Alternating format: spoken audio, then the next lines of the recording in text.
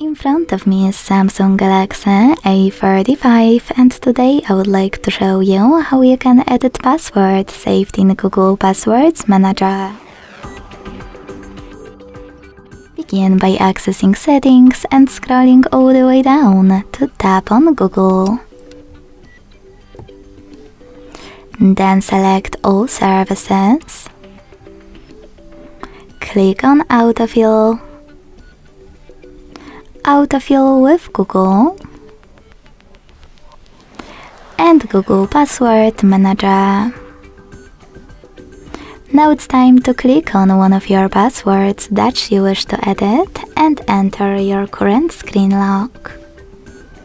Finally, hit Edit button and change wherever you want to.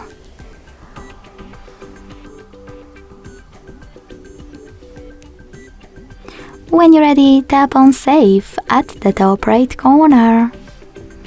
As you can see, after that my password has changed.